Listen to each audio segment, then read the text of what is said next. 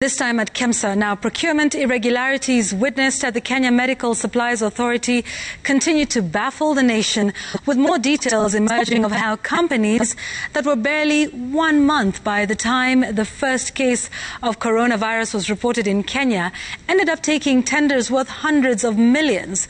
In what appears to be colluded efficiency, a firm named Shop and Buy was able to seal a supply deal within 24 hours.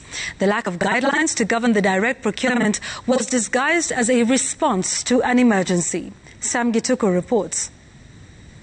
Also want to go into another direction. When he appeared before the Public Investments Committee, the sole director of Shop and Buy Limited was at pains to explain how he so efficiently secured a deal that could fetch him more than R1 billion. In documents presented to the Parliamentary Committee, James Chelulei admitted to having established the company on the 14th of February 2020, exactly 28 days to when the first case of COVID was reported in Kenya. He is the sole director as per the Registrar of Companies records. On the 29th of April, Chelulei wrote to KEMSA expressing interest to supply COVID-19 related items.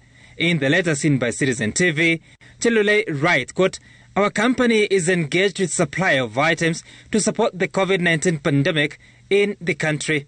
We wish to partner with KEMSA in the provision of the items to prevent the spread of the pandemic in the country. We are therefore willing to supply the following items as per the prices indicated, inclusive of VAT."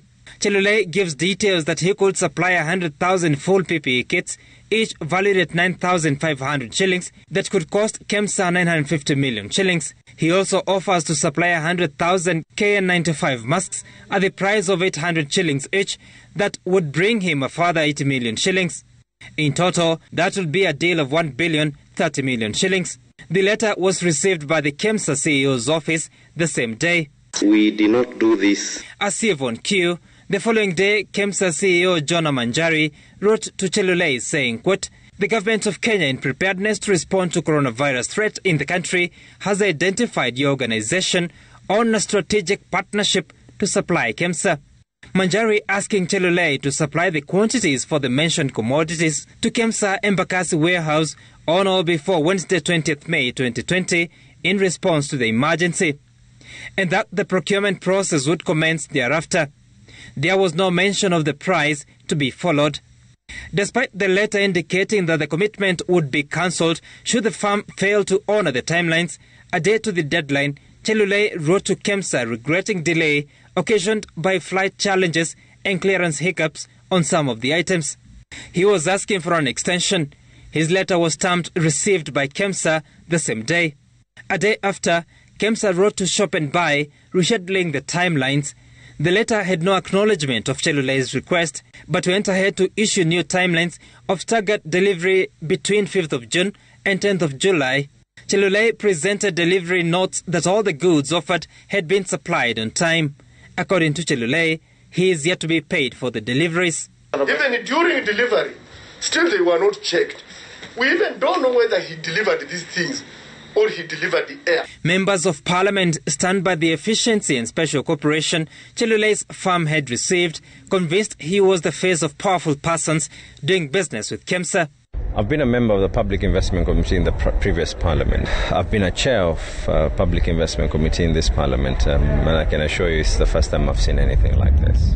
Somebody definitely is behind you to do this kind of thing. And you are not you are a small fish. There are bigger fishes behind you. The truth which I am trying to give you as feedback is not being accepted. But Shop and Buy is not an isolated case. Bremer Grains, who up until COVID-19 season had been a dealer in cereals, expressed interest to supply goods worth 167 million shillings on the 21st of April 2020. A week later, he received a letter of commitment from KEMSA. He was paid in July last year. Miguela Holdings stand PSC last December when its director narrated how he walked into KEMSA offices for a totally different agenda and walked out with a 180 million shilling deal of goods he had never dealt in. And I heard so many people at that particular time who were all over. And I was told there is an issue with the COVID-related things that are being supplied. I got interested and I applied.